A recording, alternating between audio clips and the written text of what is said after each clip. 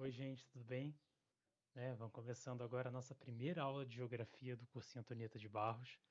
Eu sou o Rafael, sou estudante de Ciências Sociais na Unesp, aqui em Araraquara, e poder começar esse projeto com vocês, da primeira aula de cursinho, né? Primeira aula de Geografia. É uma matéria muito importante para o vestibular. É, tem muitas matérias que são pra gente, dá para a gente entender muito fácil, algumas são um pouquinho mais complicadas, mas a gente estudando, a gente acompanhando todo esse processo, a gente consegue tornar tudo muito mais fácil e conseguir atingir o sonho, né, que é passar no vestibular e entrar na universidade, claro. Então, gente, nossa primeira aula é de geografia geral, né, a gente tem geografia do Brasil e geografia geral, e o tema é mundo contemporâneo, certo? Ou seja, a gente vai começar a entender por que que o mundo por que que o mundo, os países, a política, a economia se comporta dessa maneira hoje, como que era no passado e como que veio acontecendo para que se torne como é hoje, né? Isso é o, isso é o tema da nossa aula de hoje. É, então, né, nessa aula a gente vai discutir exatamente transformações políticas, econômicas e sociais a partir do pós-guerra, pós-Segunda Guerra Mundial, né, depois de 1945, beleza? Então, hoje a gente vai estudar justamente a antiga ordem mundial.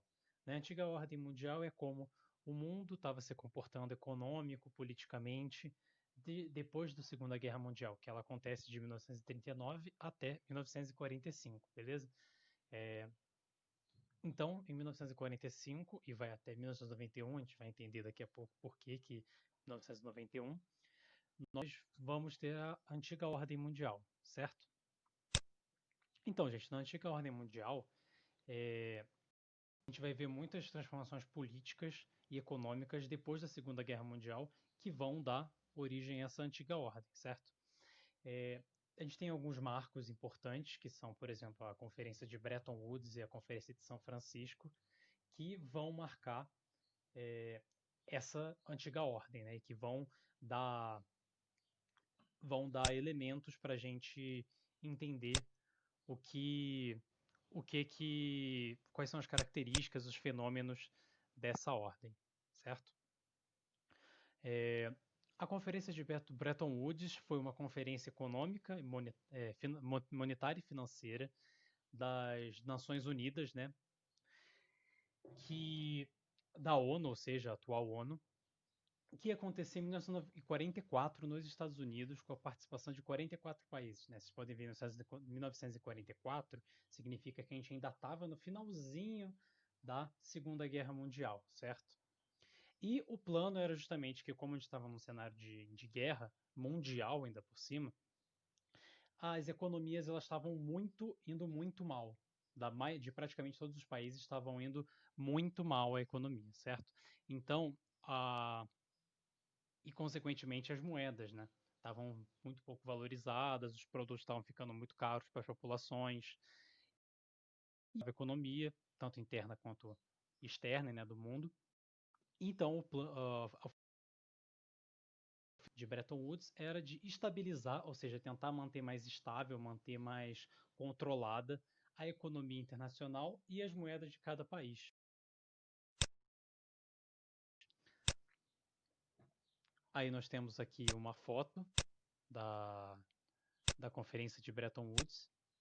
Né? A gente pode ver aqui a bandeira de vários países aqui, uma mesa bem cheia, né? Bastante gente, uma aglomeração, né? Que a gente até esquece um pouco se é possível, né? Ter uma aglomeração assim. E aí, na conferência de Bretton Woods, uma das medidas para conseguir atingir esse objetivo de tentar uma estabilização da economia do mundo e também das moedas de cada país, teve a criação do FMI, que foi o Fundo Monetário Internacional. Vocês já devem ter ouvido falar sobre ele, né? Para que serve o FMI? Para incentivar a cooperação financeira entre os países capitalistas e ajudar os que encontram dificuldades em pagar as dívidas internacionais. Então, ele basicamente oferece empréstimos e, se um país estiver muito mal, ele intervém e começa a determinar como que aquele país vai ter que se comportar para conseguir garantir que ele vai pagar esse empréstimo depois, certo? E, e então, na Conferência de Bretton Woods também se assina o Acordo de Bretton Woods, que vai determinar o dólar como uma moeda internacional oficial, certo? Hoje em dia, vocês já devem saber que o dólar é a moeda internacional, né? E graças, então, ao Acordo de Bretton Woods em 1944. Outra conferência muito importante foi a Conferência de São Francisco, também nos Estados Unidos, que ocorreu em 1945, ou seja, já estava no ano do fim da Segunda Guerra Mundial, que foi quando se fundou a ONU. Né? Antigamente era uma associação das Nações Unidas e depois virou Organização das Nações Unidas. Beleza? E 50 países, então, participaram, assinaram a fundação, e os objetivos, o lema da ONU é preservar a paz mundial, defender os direitos do homem, igualdade de direitos para todos os povos e melhoria do padrão de vida em todo o mundo, certo? Nós temos aqui então a foto da Conferência de São Francisco, que aconteceu em 1945, lá em São Francisco, nos Estados Unidos. Beleza? Características e fenômenos da antiga ordem mundial. Né?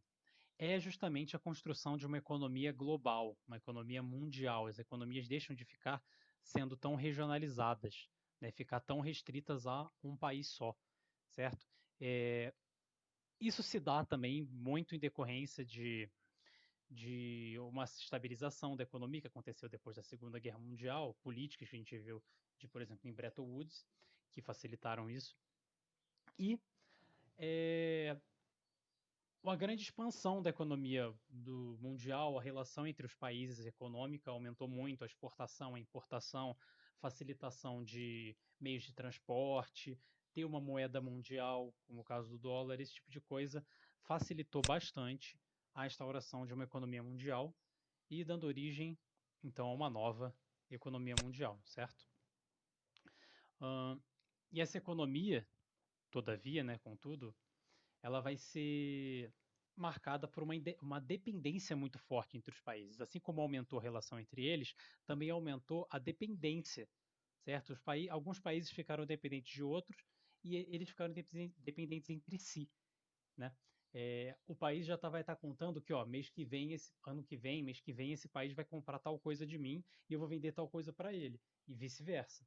Então, então a economia mundial ela vai ser marcada por essa interdependência. Ela é entre e dependência. O problema é que isso nem sempre é uma relação igual. Né? Isso acaba aprofundando muitas vezes desigualdades socioeconômicas muito fortes. Né? Por quê? Porque acaba se tornando mais barato você ter relação, um país rico, ter relação com países mais pobres. E os países ricos vão se beneficiar disso ao seu favor somente, não ao favor do país mais pobre. Né? Você vai lá e vai, ó, eu para conseguir vender um produto mais barato, eu vou num país mais pobre, uso a mão de obra muito mais barato do que eu deveria pagar e só eu me beneficio. A população ela não vai ter um ganho com isso, porque só eu vou ganhar dinheiro com esse produto final, eu vou dar um emprego ou outro, eu poderia pagar mais por isso, mas eu escolho pagar mais barato e somente eu me beneficiar, né? Então, não acabam melhorando a vida dos países que foram explorados, né? Isso é uma grande desvantagem, um grande problema que intensifica essas desigualdades. Né? Então, isso vai dar origem ao que nós chamamos de uma nova divisão internacional do trabalho. Beleza? Justamente essa relação entre países, empresas que vão fazer relações com outros países, colocar, por exemplo, fábricas, explorar algum, algum produto, algum insumo, né, algum material básico assim, chama uma divisão internacional do trabalho. E aí, a partir dessa internacionalização, vai dar origem a essa nova divisão internacional do trabalho, também conhecida como DIT, DIT, Divisão Internacional do Trabalho, certo? Então, a gente vai encontrar, então, de um lado, países que passaram por um processo de industrialização bem cedo, né, desde o século XIX, por exemplo, os Estados Unidos, a Europa Ocidental, né? Ocidental é o da esquerda, beleza? Pode ser que esteja invertido por causa da câmera, mas é a sua esquerda que está olhando para a tela. E o Japão também é um país que se industrializou cedo. E, outro lado, países muito dependentes daqueles que, que se industrializaram muito recentemente, beleza? Países que se industrializaram recentemente, muito dependentes daqueles mais ricos que se industrializaram mais cedo, certo?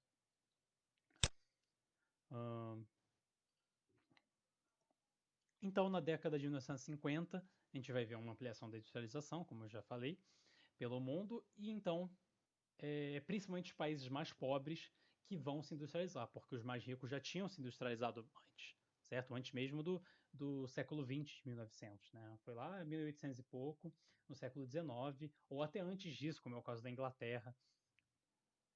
E aí, esse processo, então, vai dar origem a essa nova divisão internacional do trabalho. Então, os países recém-industrializados vão se especializar para exportar para os países mais ricos as coisas, certo? Então, a economia mundial fica caracterizada pela crescente dependência, né, a interdependência entre as economias dos países, porém sempre mantendo e crescendo a vantagem dos países tradicionais e mais ricos, certo? É aquele problema de aprofundar as desigualdades que a gente comentou. Então, essa época, né, da antiga ordem mundial, ela vai ficar muito marcada pela forte briga de influência e apoio de outros países para o lado de cada uma das potências, né? Aí a gente vai entender o que são essas potências. E aí a gente vai ver então o surgimento, esse tensionamento muito forte que tem muito a ver com a briga econômica, né, além de política, ideológica, vai dar origem ao que a gente chama de Guerra Fria. Vocês vão estudar muito melhor isso em história, né? Só estou dando uma contextualização do lado da geografia, beleza? E aí vai vir aquela briga que vocês já devem ter ouvido falar, que é o capitalismo versus o comunismo, que marcou muito a época da Guerra Fria. E agora que a gente tem um mapinha, nós temos aqui um mapinha que é do mundo bipolar, que é uma grande característica da antiga ordem mundial, que é do lado esquerdo aqui do mapa, a gente vê os Estados Unidos, a América Latina, certo? Os Estados Unidos contra a União Soviética do lado direito, certo? E uma grande guerra por influência entre os dois. Uma grande guerra entre os países, não guerras diretas, mas uma guerra assim, uma guerra comercial, para justamente disputar a influência dos outros países, que tanto os países ricos quanto os países da periferia do capitalismo, né? Os países mais pobres, para tentar dominar. E isso vai dar origem a outras guerras, como é o caso da Guerra do Vietnã, a Guerra da Coreia, e que uma característica muito importante também é que a gente viu muito da parte dos Estados Unidos, né, que é o bloco capitalista, que vai aplicar diversas sanções, ou seja, vai impedir que os outros países aliados, os países que fazem parte do bloco capitalista, né, que no caso do mapinha aqui é o amarelo, impedir que eles façam comércio com os países do bloco socialista. Isso vai originar diversos problemas para o pessoal da União Soviética, pessoal do mundo socialista. Por quê? Porque fica muito difícil eles conseguirem manter o próprio regime de, às vezes, condições climáticas muito fortes, como a gente pode ver a Rússia aqui, que é um país gigantesco, que passa por muito frio, né? E tem muitas terras inférteis, porque está tudo congelado em grande parte do país. Isso dificulta muito o cultivo na área. E os Estados Unidos vai lá e proíbe, por exemplo, que eles comprem comida, que eles comprem vegetais, comprem alguns insumos, né? Comida, outras coisas, materiais essenciais, para o. Impede que eles comprem isso de outros países. Isso vai causar muitos problemas, como fome, que se não houvessem essas sanções, não houvessem essa pressão externa, essa proibição, não teriam acontecido. né? Se foi uma coisa fabricada em muitos lugares, isso é uma coisa muito grave.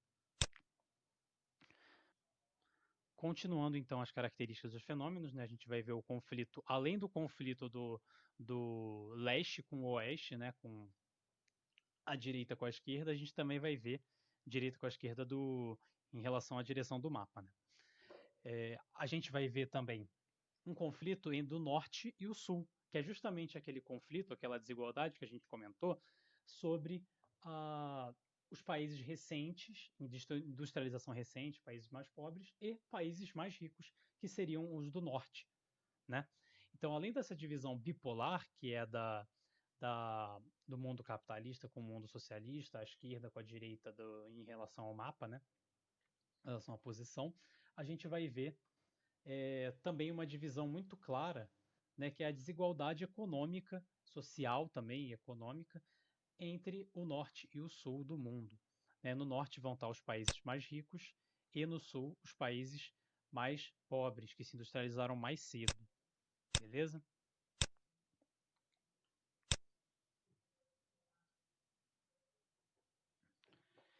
Enquanto no sul a gente vai encontrar países com problemas sociais, problemas econômicos bem marcantes, né? E economias muito dependentes de dinheiro dos países do norte e também oferecendo uma mão de obra mais barata, que vai ser explorada pelos países do norte, né? No, no sul a gente vai encontrar todas essas desigualdades, certo? Então aqui também um mapinha mostrando bem essa, essa divisão do norte e do sul. E olha só que curioso aqui também que a gente encontra. A gente encontra exceção aqui, ó, bem aqui em cima do Brasil, que é o que? A Guiana Francesa, que é uma colônia, até hoje, é uma colônia da França. Né? E também que está na América do Sul. Inclusive, você pode ver algumas vezes de falar de América do Sul e não falar de Guiana Francesa, não ter listado, porque é, a Guiana Francesa pertence à Europa. Ela está, né, não territorialmente, mas ela é uma colônia da França até hoje. E a gente também vê aqui a Austrália e a Nova Zelândia, né, com exceções. Então, gente, essas características e fenômenos gerais continuam e se desenvolvem ao longo desse período, dando origem a algumas rupturas e mudanças sociais muito expressivas que, não à toa, vão dar o nome a uma ordem mundial, né? Ou seja, como o mundo está organizado, social e politicamente e economicamente. Então, até que, em 1991, por conta de diversos problemas socioeconômicos, vai acontecer, inclusive incluindo aquele que eu cheguei a comentar, de Estados Unidos colocando, impedindo com que a União Soviética conseguisse se desenvolver, conseguisse até se manter e manter sua própria população. E isso durou décadas desse problema. A gente vai encontrar, vai acontecer o fim do bloco soviético e o desenvolvimento então de outras organizações mundiais. O mundo vai se organizar de uma maneira diferente, que vai dar origem à nova ordem mundial, que vai ser o tema da nossa próxima aula. Beleza, gente? Muito obrigado pela, pela atenção. Espero que vocês tenham conseguido entender tudo, né? Muito obrigado, gente.